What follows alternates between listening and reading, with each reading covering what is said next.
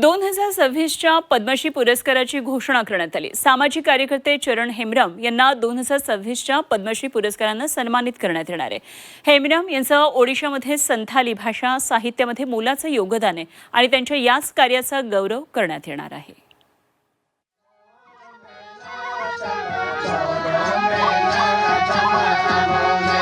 संथाली भाषा, ओल चिकी लिपि और संस्कृति के संरक्षक श्री चरण हेम्ब्रम, पद्मश्री 2026।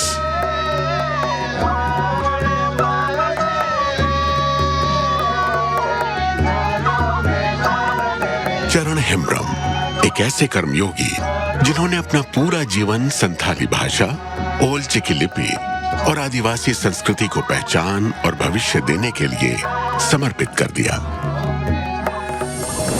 बचपन में ही भाग्य ने पिता का साया छीन लिया।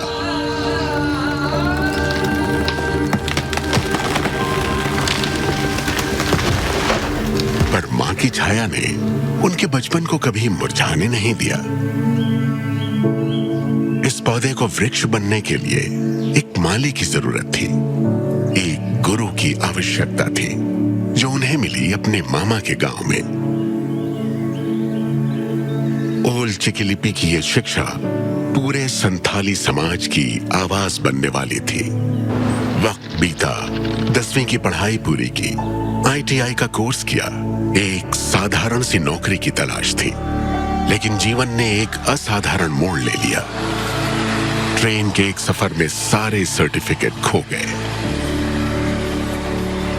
हताश, निराश, एक बार फिर पहुंचे गुरु के पास।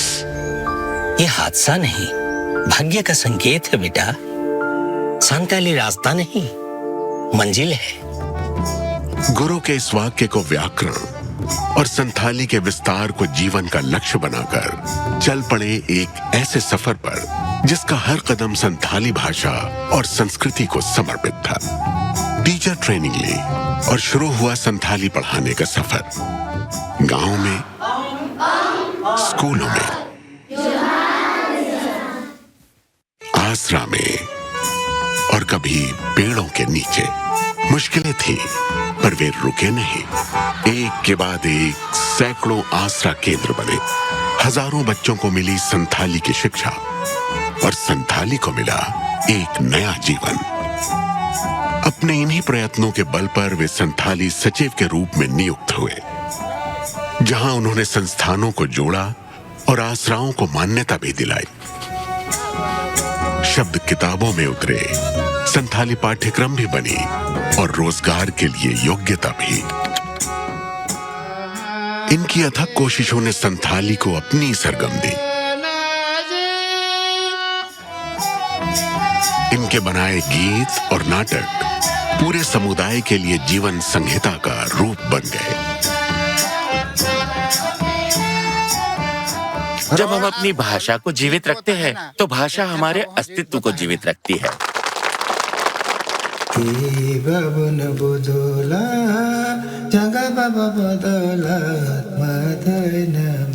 श्री चरण हेम्ब्रम के गीतों में जीवित पंडित रघुनाथ मुर्मू के ये शाश्वत विचार आज भी संथाली समाज को जीवन का मार्ग दिखा रहे हैं।